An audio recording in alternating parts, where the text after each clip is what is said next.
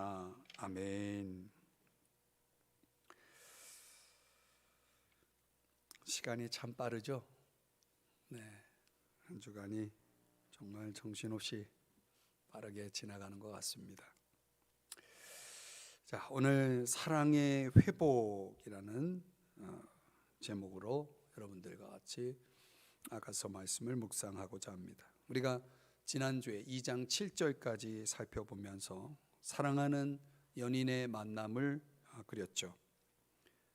그 내용 가운데 우리가 다시 좀 점검하고 가야 할 것이 있다면, 술람미 여인이 다른 여러 가지 일상의 열심으로 인해서 자기 포도원을 제대로 지키지 못했다. 1장 6절에서 그렇게 말씀을 하죠. 나의 포도원을 내가 지키지 못하였구나.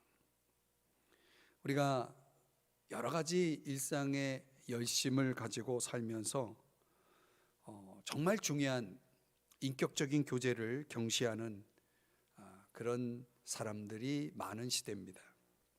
그래서 가장 귀한 일이 뭡니까? 가장 귀한 일이 뭐겠습니까?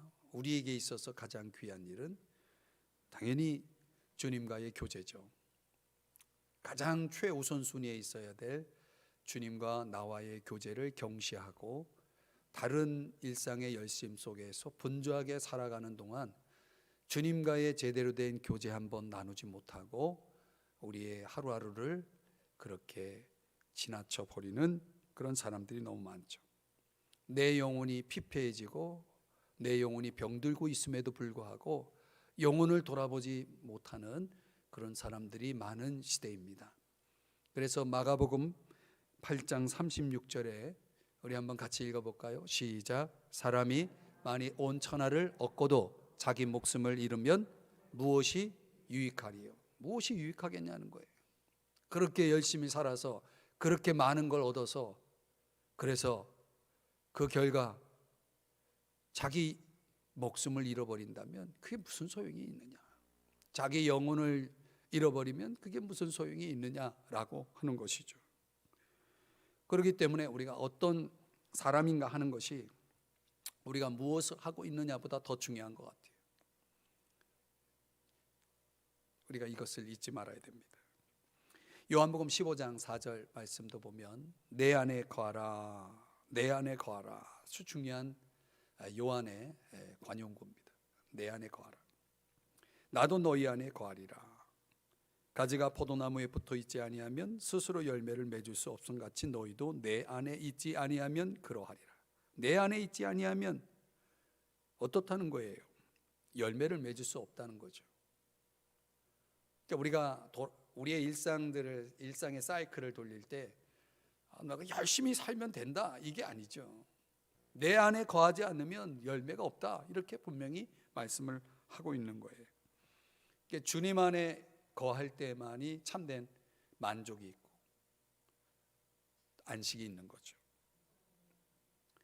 그렇기 때문에 우리 일상 속에 우리가 생산해낼 수 있는 그 생산력에 의존해서 살아가지 말고 우리 주님의 은혜, 우리 주님이 부어주신 은혜 더 깊이 들어가면 그분이 주시는 은혜보다 그분 자체가 좋아야죠.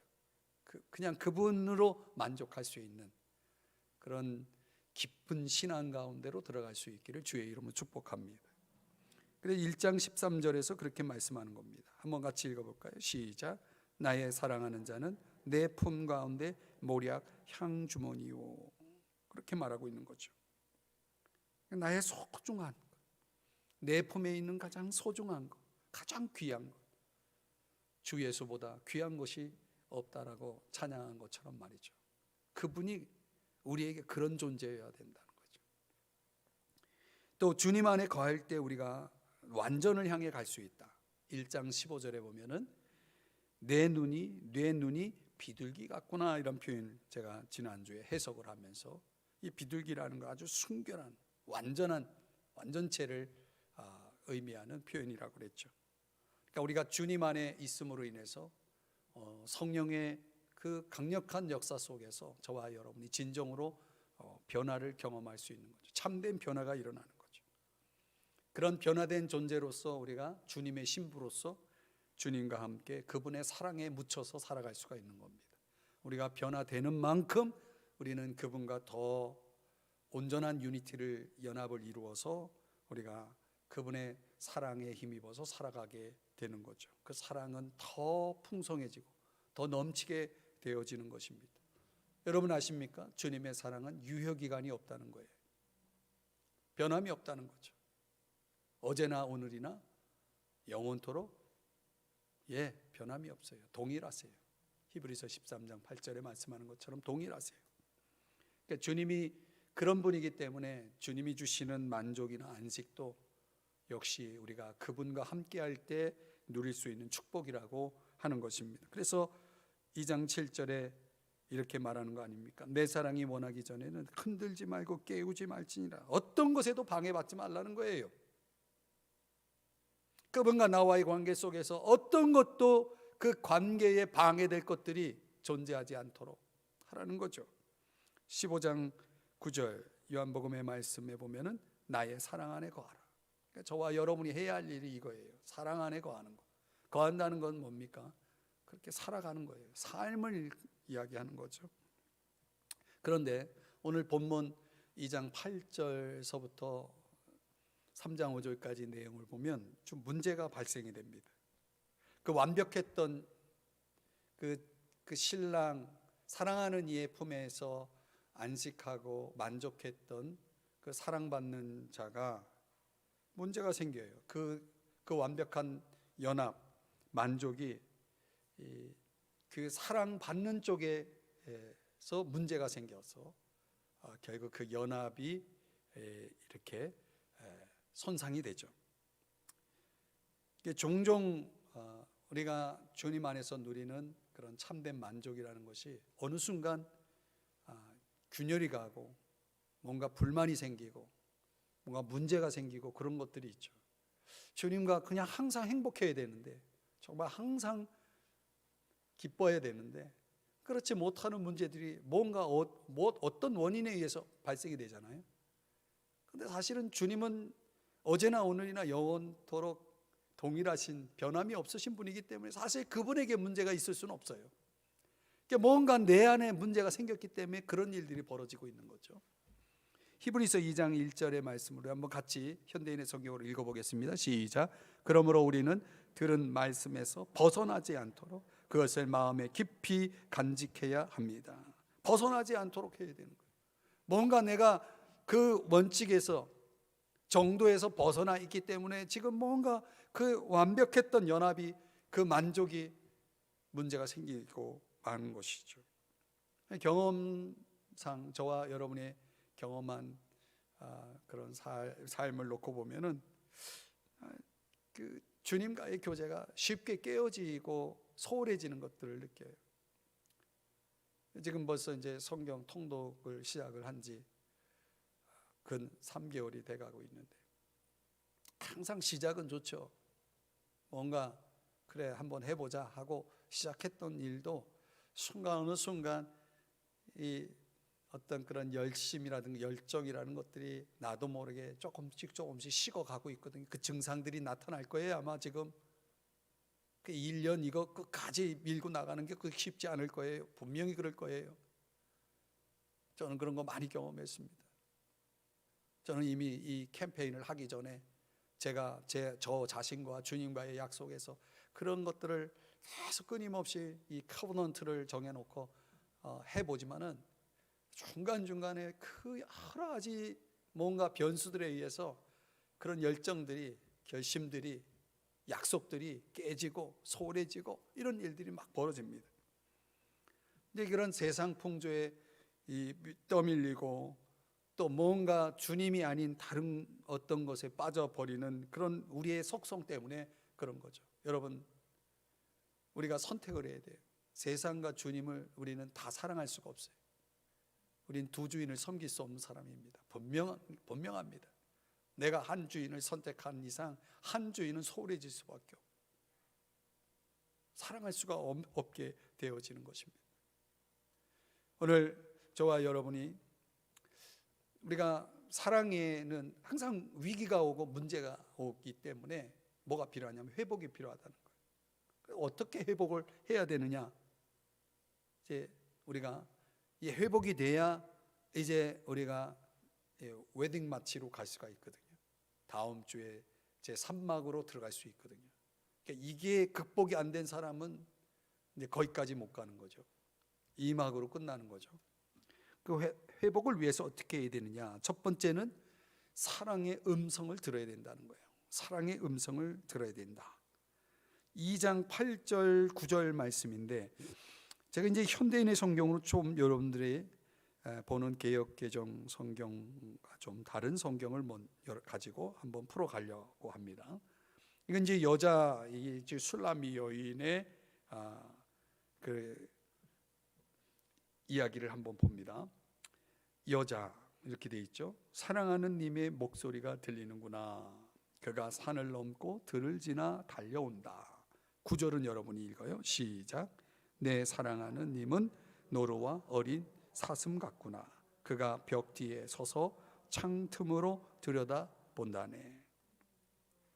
자, 이 말씀대로 보면은요, 이 애타는 그리움으로 사랑하는 이를 지금 사모하면서 기다리고 있는 이 여인의 마음을 읽을 수가 있습니다.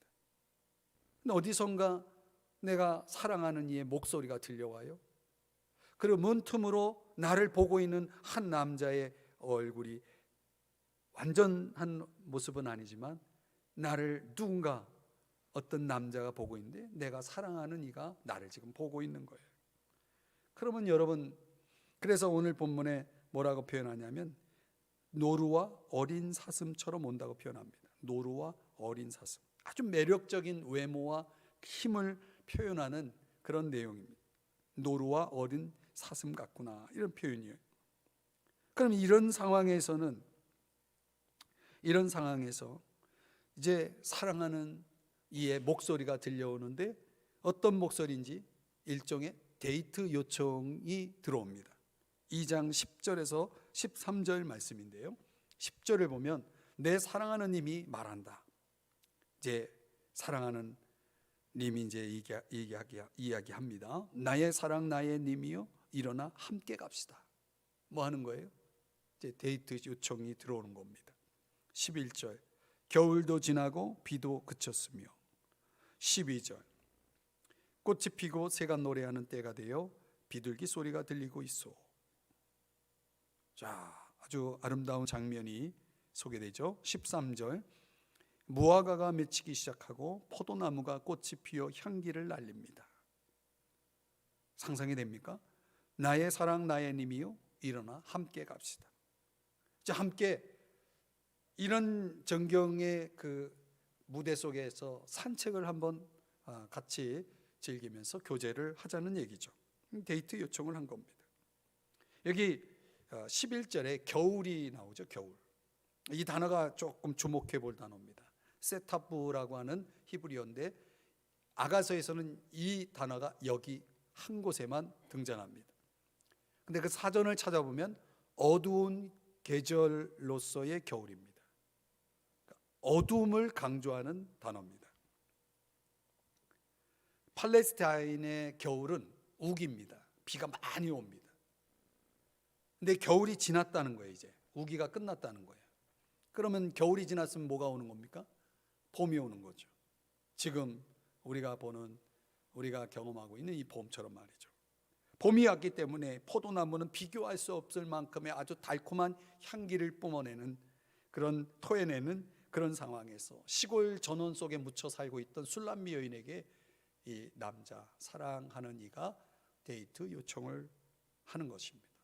사랑의 초청장을 보낸 거죠. 일어나 함께 갑시다. 일어나 함께 갑시다. 여러분, 우리 인생 여정 속에는 겨울과 같은 시기가 분명히 있습니다. 겨울은 우리에게 있어서는 시련일 수 있고요, 어떤 경우에는 시험일 수도 있습니다. 두 가지가 다 이게 같이 결합이 되어 있기도 하고요. 그런 시련의 시간을 보내고 있는 우리에게 겨울의 끝자락에서 이런 음성이 들려오는 거죠. 일어나 함께 갑시다. 일어나 함께 갑시다. 우리 주님이 지금 시험 중에 있는 나에게 일어나 함께 가자, 이렇게 데이트를 신청하는 겁니다. 엘리야가 로뎀나무 아래에서 죽기를 바라고 누워 자고 있었습니다. 그때 하나님이 보낸 여호와의 천사가, 그 표현 그대로라면 어루만지며 그 엘리야를 깨웁니다. 일어나 먹으라, 일어나 먹으라, 마시라. 그리고 또 한 번 어루만지면서, 그 어루만졌다라는 표현이 지금 보고 있는 8절 말씀 앞에 5절과 7절에 2번 나옵니다. 저는 그 단어가 굉장히 저에게 은혜가 큰 은혜가 됐습니다. 어루만졌다. 천사가 지금 죽기를 바라고 누워 이제 모든 만사를 다 포기하고 모든 걸 포기하고 누워 있는 그 엘리야를 어떻게 어루만졌을까? 그 어루만짐 속에, 그 터치 속에 저는 그런 이 어루만짐을 사랑으로 보는 겁니다. 그 사랑의 터치를 통해서 엘리야가 일어났습니다. 제공된 음식을 먹습니다. 그 어루만짐을 경험한 다음에 지금 조금 전에 보여드렸던 8절 말씀에서 일어나 먹고 마시고 어떻게 했습니까? 그 음식물의 힘을 의지하여 하나님의 산 호렙에 이르게 되죠. 거기서 주님의 음성이 또 들려오는데, 내가 어찌하여 여기 있느냐라고 할 때 엘리야가 저 혼자입니다. 지금 저는 혼자입니다. 사람들이 지금 내 생명을 찾아가지고 저를 죽이려고 합니다. 그렇죠. 이세벨이 지금 이 엘리야를 지금 죽이려고 군사들을 풀어놓고 지금 찾고 있거든요. 저 혼자 남았고 내 생명을 찾아 지금 죽이려고 하는 그런 상황입니다. 그때 주님의 음성이 들려오는데, 크고 강한 바람 가운데서도 아니고, 또 그 바람 후에 지진 가운데서도 아니고, 그리고 불 가운데서도 아닌 아주 세미한 음성으로 주님의 음성이 들려옵니다. 그리고 그 음성은 너는 내 길을 돌이켜 광야를 통하여 다메섹에 가라. 그래서 거기서 그런 어떤 일들을 하라라고 하시면서 내가 이스라엘 가운데 7,000명을 남기리니 다 바알에게 무릎을 꿇지 아니하고 다 바알에게 입맞추지 아니한 자니라. 이렇게 열왕기상 19장 15절 18절에서 말씀을 하는 내용이 나옵니다. 저는 오늘 이 아가서의 말씀을 준비하고 말씀을 묵상하는 가운데 이 열왕기상 19장의 말씀이 그대로 제 안에 다가오면서 그 어루만짐, 그 사랑의 어루만짐, 일어나 함께 가자라고 하는 이 사랑하는 이의 사랑의 초청장이 그 열왕기상 19장을 생각나게 하더라고요.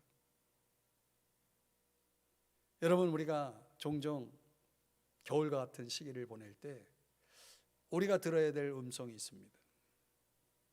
그게 뭘까요? 일어나 함께 가자는 겁니다. 주님의 데이트 신청을 받아야 되는 거예요.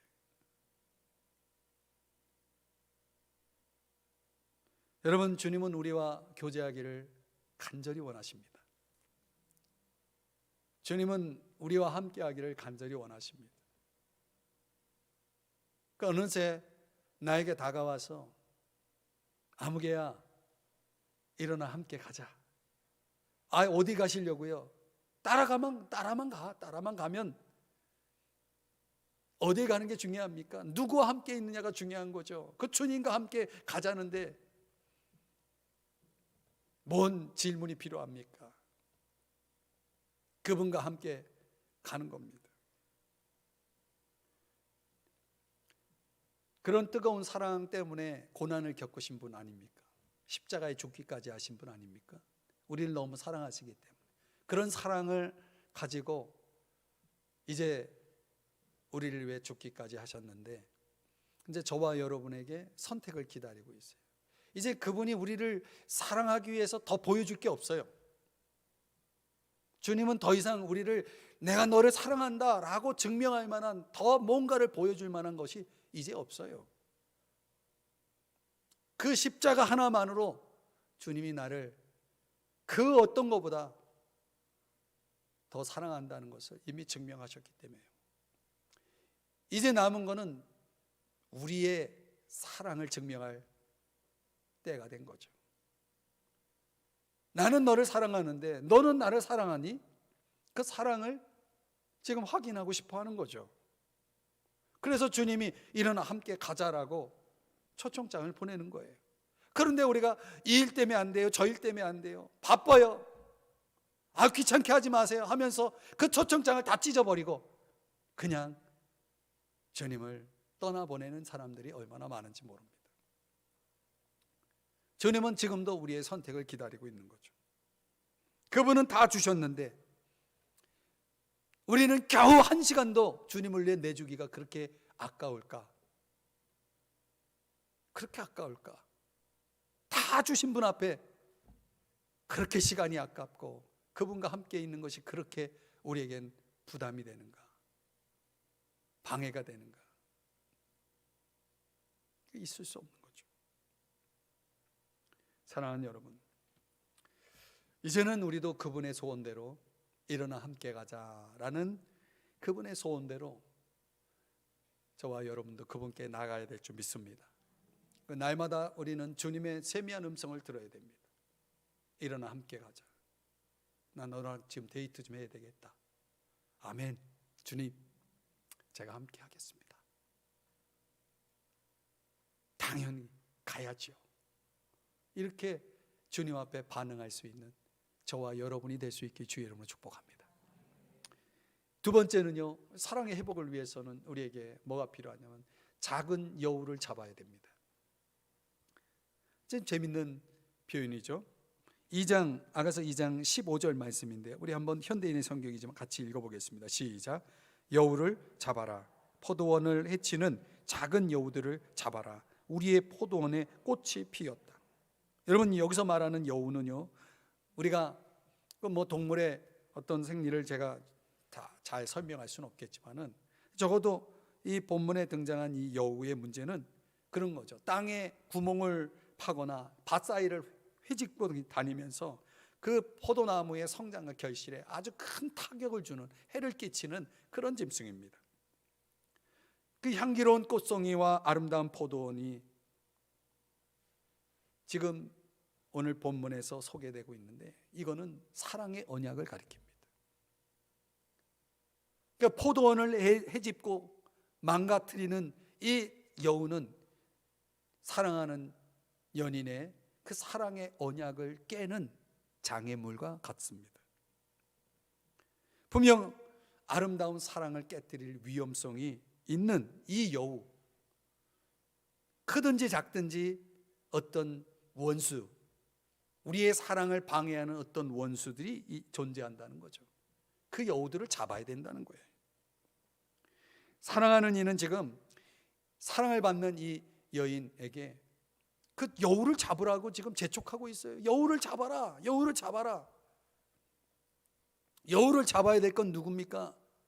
여인이에요. 여인에게 지금 촉구하고 있는 거예요. 작은 꽃망울이 거의 알아볼 수 없을 정도로 상처를 입을 수 있는 것입니다. 심지어 포도나무 가지 그 전체가 완전히 망가질 수 있는, 파괴될 수 있는 그런 위험성이 있는 아주 작은 존재라 할지라도 그런 큰 해악을 끼치는 것이기 때문에 작은 여우를 잡아야 되는 겁니다. 왜 여우는 여우인데 작은 여우라고 했을까요? 작기 때문에 이걸 소홀히 할 수 있는 거죠. 그냥 방치할 수 있는 거죠. 여러분 아십니까? 작은 여우의 숫자가 몇이나 될 것 같습니까? 지금 작은 여우를 잡으라고 하는데 지금 도대체 이 작은 여우는 몇 마리나 될까요? 예를 들면 우리가 세상과 아주 작은 것에 자꾸 타협하기 할 때가 있죠. 어떤 작은 일에 불순종하는 경우도 있고요. 또 내 욕심에서 비롯된 어떤 일에 있어서 내가 당연히 해야 할 의무를 소홀히 하는 경우도 있을 거고요. 불신, 질투도 있고 또 자기 잘못을 인정할 줄 모르는 교만도 이 작은 여우에 해당될 수 있는 거죠. 또 다른 사람의 용서를 받아들이지 못하는, 용서하지 않는 마음도 작은 여우가 될 수 있는 거죠. 분명히 사랑하는 이와의 이 사랑의 교제를 방해하는 작은 여우가 분명히 우리들에게 있다는 거예요. 이걸 잡지 않는 한 그 포도원이 망가질 것이고 그 사랑의 언약은 깨질 가능성이 높은 거죠. 수년간 가꾸느라고 그렇게 애썼던 그 사랑인데 한순간에 망가뜨릴 수도 있는 것이기 때문에 이게 얼마나 중요한 문제인지 모릅니다. 2장 16절 17절을 보면은요, 여자가 말합니다. 님은 나의 사랑, 나는 님의 사랑. 그가 백합화 가운데서 양떼를 먹이는구나. 내 사랑하는 님이시여, 날이 새기 전 어둠이 사라지기 전에 돌아와서 어린 사슴처럼 되어주세요. 여러분, 지금 포도원을 지키기 위해서 작은 여우를 잡으라고 말하고 있는데 지금 여인이 하고 있는 이 말에 뭔가 문제가 있다는 거 아십니까? 지금 신랑, 이제 곧 신랑이 될 사랑하는 이가 지금 밖에 있는데 그 목소리를 들었는데 지금 당장 그 사랑하는 이에게 뛰어나가 가지고 만날 생각은 안 하고 지금 방 안에서 이런 생각을 하고 있는 거예요. 그 사랑하는 이의 신실함과 그분과의 연합을 기억하면서 자기 마음을 위로하고 있어요. 자기를 위로하고 있어요. 지금 목소리 들었으면 사랑하는 이한테 당장 뛰어나가야 돼서 만나야 되는데 만날 생각 않고 그냥 안에서 자기를 위로하면서, 다시 말하면 이렇게 생각하고 있는 거예요. 나는 지금 안전해. 나는 지금 안전해. 그분은 나에게 속해 있고 나는 그분에 속해 있어. 아무것도 우리의 관계를 바꿀 수 없어. 나는 언제라도 그분을 찾을 수 있고 만날 수 있어. 그렇죠. 지금 당장 밖에 있으니까. 그분은 백합화 가운데서 양떼를 먹이고 계시니까 이렇게 뭐 하고 있는 거예요? 안주하고 방심하고 있는 거죠. 그러면서 신랑이 없어도 나는 이 기분, 이 느낌, 이 감정, 이 환경을 나는 마음껏 누릴 수 있어 라는 그런 착각에 도달하게 된, 이것이 바로 뭐냐면 자만이라는 거예요. 자만. 여러분, 우리가 주님과의 관계 속에서 주님이 지금 나와 함께 계셔. 난 주님에게 속한 사람이야. 난 주님이 나를 사랑하고 있는 거 알아. 이런 생각하면서 주님을 지금 밖에 세워놓고 뛰어나가 주님을 만날 생각을 하지 않는 사람들, 이런 사람들이 얼마나 많아요. 얼마나 많아요. 시험과 어둠이 닥친다 해도 그분이 나를 기억해 주실 거야, 이런 식으로 생각을 하면서 말이죠, 지금 안주하고 방심하고 있는 이 모습이, 이 여인의 모습이 지금 우리 신앙인들의 모습일 수 있다는 거죠. 그러면서 지금 당장 뛰어나가서 그분을 맞이해야 되는데, 만나야 되는데 만나지는 않고 생각만 하고 있는 거예요. 이렇게. 그러면서 언제라도 나는 만날 수 있어. 뭐 하는 거예요? 미루고 있어요. 오늘 못하면 뭐 내일도 있는데 뭐. 여러분, 애굽에 10가지 재앙을 내리면서 개구리 재앙이 내릴 때 그 개구리를 빨리 제거해 달라고 바로 왕이 하소연을 했죠. 그 모세에게 이것 좀 빨리 없애달라고 부탁을 합니다. 그 모세가 언제 할까요? 그랬더니 내일, 그래요. 내일. 그리고 바로의 속성이 뭐냐면 마귀, 사탄의 속성이 내일이에요. 항상 내일이에요. 오늘이 없어요. 오늘이 없어요. 결국은 그런 안주, 방심, 자만, 게으름, 미움 이런 것들이 결국은 신랑을 떠나게 만들었다는 거죠. 사랑하는 일을 떠나게 만들었다는 거죠. 한때 나를 만족시켰던 것들이 더 이상 나에게 만족을 줄 수 없음을 발견하게 됩니다. 내 그 안주했던, 나를 위로했던 그런 감정들, 그런 어떤 확신들, 이런 것들이 이제 흔들리기 시작하죠. 그런데도 주님을 기억하고 찾기보다는요, 그분의 사랑에 부르심에 막힌 길을 돌려대는 사람, 이런 사람들이 있어요. 정말 어리석은 사람들이죠. 제가 이제 이 말씀과 또 어떤 성경이 연결됐냐면, 삼손이요, 여러분 잘 아시죠? 삼손, 사사기 16장에 보면 삼손이 계속 들릴라의 그 졸음을 계속 조르잖아요. 그런 걸 견디다 못해 이제 결국은 사실을 이야기하죠. 나는 이런 데서 힘이 와 하면서 머리를 자르면 이제 힘이 없어진다는 그 진실을 이야기하잖아요. 그 머리가 잘렸어요. 그리고 이제 잠에서 깨서 블레셋 사람들이 지금 쳐들어왔는데, 그렇게 사사기 16장 20절에 보니까 이렇게 생각을 하면서 나가요. 한번 같이 읽어봅시다. 시작. 내가 전과 같이 나가서 몸을 떨치리라 하였으나 여호와께서 이미 자기를 떠나신 줄을 깨닫지 못하였더라. 여러분, 이 삼손의 모습이요, 우리의 모습일 수 있는 거예요. 능력을 잃어버린 신앙인들. 내가 전과 같이 나가서 몸을 떨치리라. 아직도 자기는 능력이 있다라고 생각한 거죠. 하나님이 떠났는데 어떻게 능력이 있을 수 있어요? 21절, 사사기 16장 21절에 보니 눈이 뽑히고요, 가사에 끌려가가지고 놋줄에 매여가지고 옥에서 뭐하고 있어요? 맷돌을 돌리고 있어요. 그 똑같은 자리를 빙빙 돌면서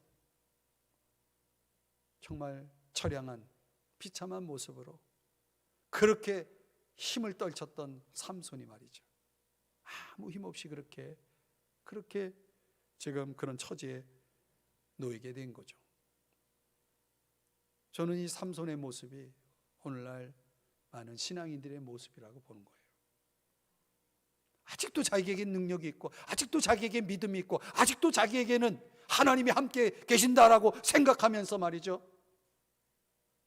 하나님의 뜻과는 전혀 상관없는 그런 삶을 향해서 가고 있으면서 말이죠, 여전히 하나님이 나를 축복해 주시리라고 그렇게 거짓된 믿음을 가지고 확신을 가지고 있으면서 그렇게 사는 사람들이 있다는 거예요. 여인의 생각은 빗나갔어요. 오늘 2장 17절에 좀 전에 읽었던 말씀대로 해 그림자가 사라지기 전에 돌아올 것이다, 이렇게 믿고 있었어요. 신랑이 안 보이네, 사랑하는 이가 안 보이네, 돌아오겠지 뭐, 돌아오겠지 그랬는데 안 돌아오는 거예요. 깜깜한 밤이 됐어요. 엄연한 밤이에요. 근데 신랑이 안 돌아오는 거예요. 홀로 있는 거예요. 여러분, 완전한 교제를 방해하는 생각들이 얼마나 많은지 모릅니다. 그 가운데 하나가 바로 이거예요. 나중에, 내일, 시간 나면. 없어요.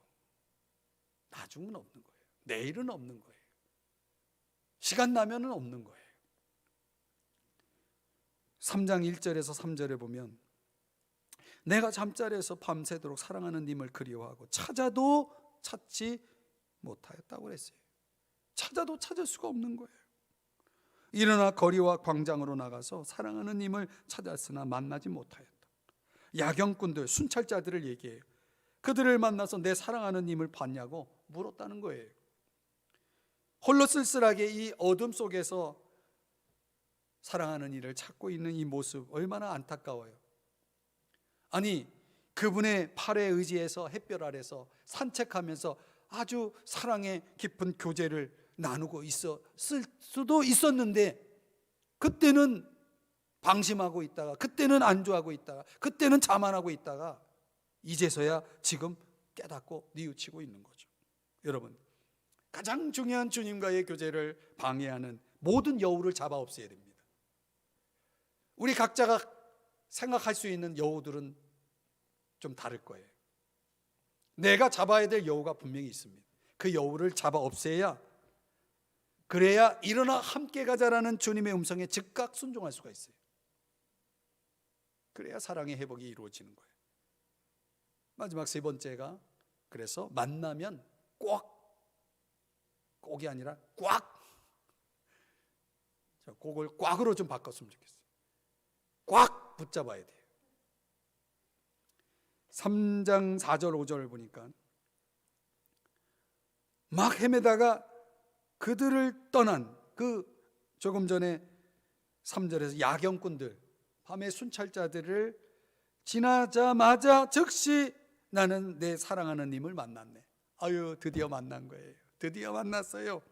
그래서 그를 붙잡아 가지 못하게 하고, 붙잡아 어떻게 했어요? 가지 못하게 했다는 거예요. 이젠 놓을 수 없어요. 그분을 놔줄 수가 없어요. 이제는 내가 태어난 우리 집 방으로 데리고 갔다. 예루살렘 여자들아, 내가 너희에게 간절히 부탁한다. 제발 우리의 사랑을 방해하지 말아다오.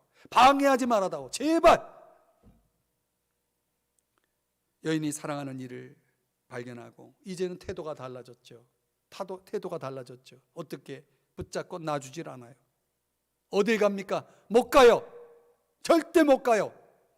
야복나루에서 야곱이 축복하지 아니하면 절대 놔줄 수가 없습니다. 이런 심정으로 붙잡고 있는 거죠. 여러분, 룻이 나오미를 붙잡고 절대 어머니를 혼자 가게 할 수 없습니다. 저도 갈 겁니다. 어머니 하나님이 나의 하나님입니다. 나도 하나님 믿을래요. 나도 같이 갈래요. 그래서 붙쫓았더라, 이런 표현이 나오거든요. 단어가 나오거든요. 그렇게 붙잡는 겁니다. 여러분, 주님을 믿으려면 그렇게 붙잡아야 돼요. 믿으려면 믿고 말려면 말아야지. 믿는 것도 아니고 안 믿는 것도 아니고 덥지도 않고 자지도 않고 뭐 하겠다는 거예요. 저는 우리의 상황들이 지금 그런 신앙인들을 가려내고 있는 것 같아요.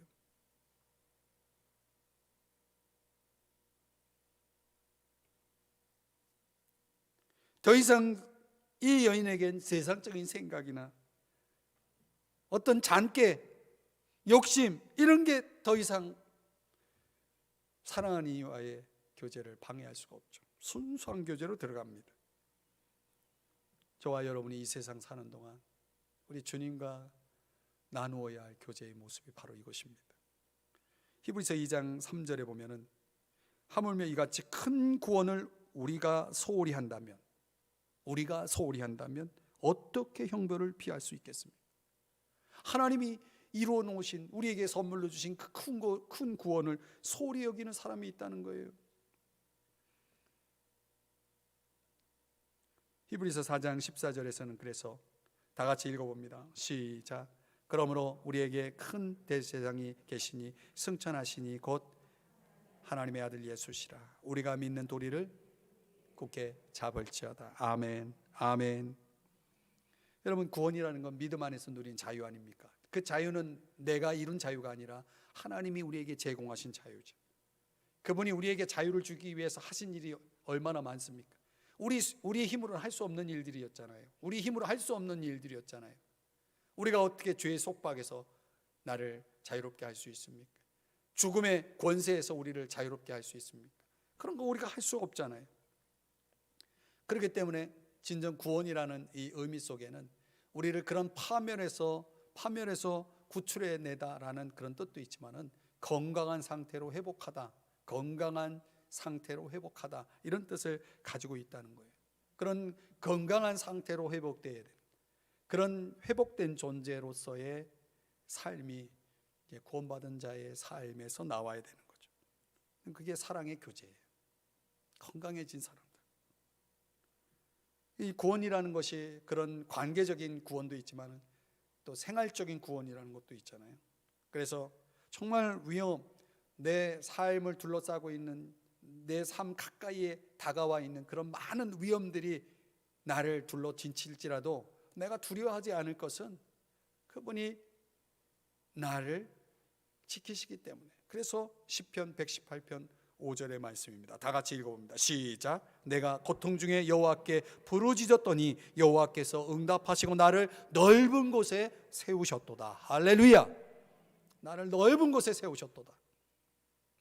충분한 공간을 마련하시.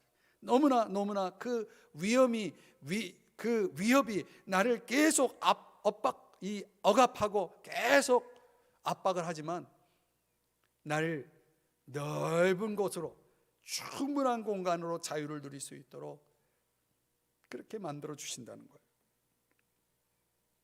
이런 결정적인 주님의 사랑을 저와 여러분이 잊지 말아야 됩니다. 이 사랑을 잊지 말아야 저와 여러분이 그분과의 친밀한 관계 속으로, 또 헌신된 관계 속으로 들어갈 수가 있는 거죠. 그 감격과 기쁨이 살아있느냐 그렇지 않느냐가 저와 여러분의 신앙을 본질로 아님 비본질로 가게 하는 겁니다.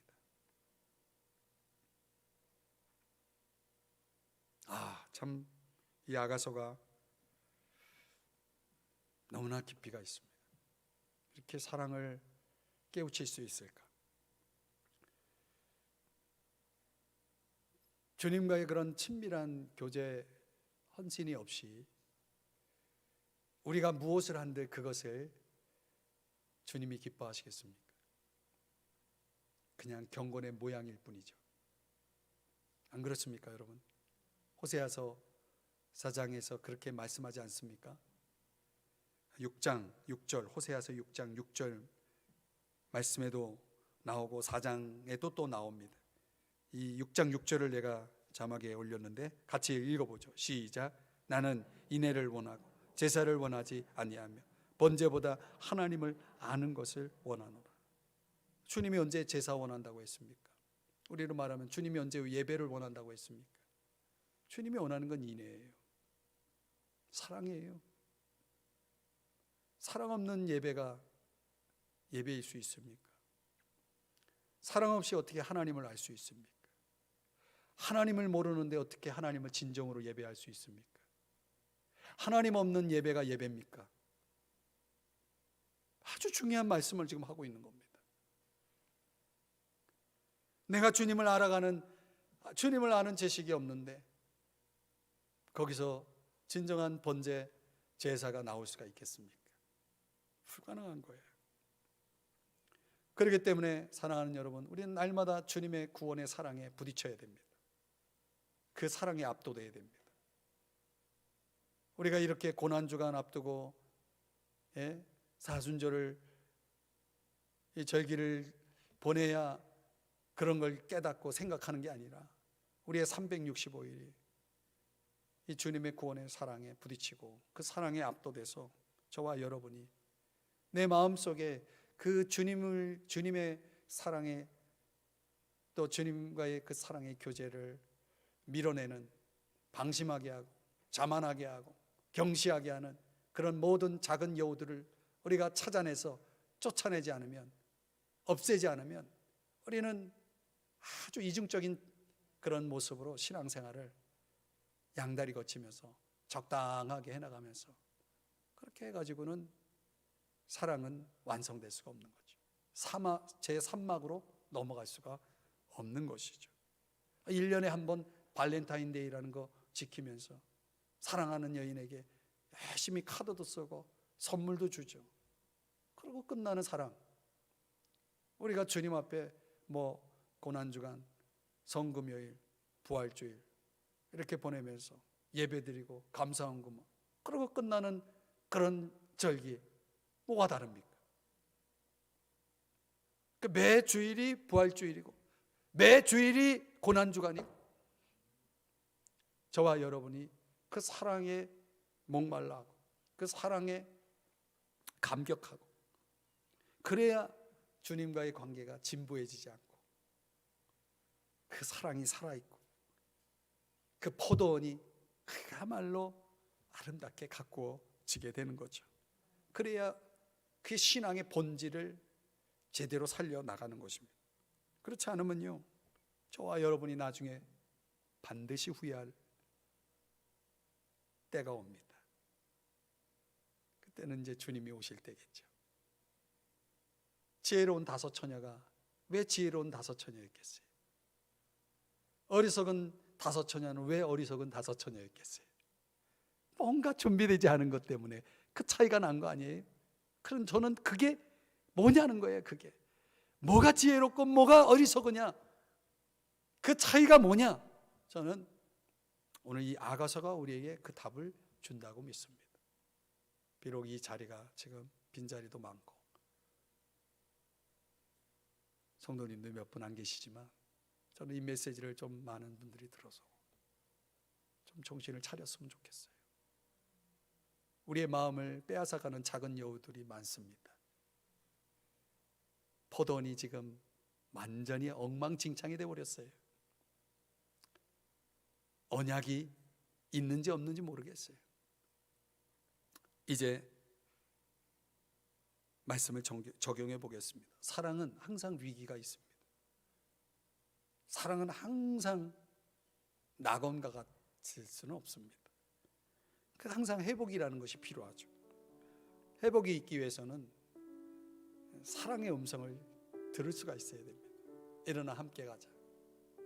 어제 밖에서 주님의 목소리가, 음성이 들려왔는데 여전히 문을 열고 나갈 생각 안 하고 딴 생각하고 자만하고 방심하고 있는 그런 모습은, 이건 회복의 기회가 사라지는 거예요. 작은 여우를 방치해 놓으면 다 소용없어요. 그 사랑이 이루어질 수가 없습니다. 어떤 여우든 없애야 됩니다. 그게 뭔지는 우리 각자가 잘 압니다. 내가 나를 알듯, 내 삶을 알듯, 나에게 어떤 여우가 있을까, 누구보다도 나는 잘 압니다. 주님이 그걸 분명히 알려주실 거예요. 그 여우를 잡아야 됩니다. 없애야 됩니다. 그리고 만나면 꽉 잡아야 됩니다. 주님 잡았는데 제대로 잡은 것도 아니고 뭘 잡겠다 망설일 것도 없이 내 마음이 주께로 정해져서 그분을 꽉 잡아야 됩니다. 그래야 절대 놓치지 않으려는 간절한 마음을 간직하셔야 여러분들이 그분의 사랑 속으로 들어갈 수가 있는 겁니다. 우리가 오늘 이 금요기도에 이제 고난주간을 앞두고, 종료주일 고난주간을 앞두고 있는데, 오늘 이제 이 금요기도에는 우리에게 이제 그런 특별한 그런 시간으로 하나님 앞에 내 마음을 성찰하고 내 마음 속에 있는 숨은 죄를 찾아내고 작은 여우들을 찾아내서 그런 것들을 밀어내고 잡아서 없애버리고, 그래서 아주 깨끗한 심령으로 이번 주일을 맞았으면 좋겠습니다. 주님을 맞이했으면 좋겠습니다. 기도하겠습니다. 하나님 아버지,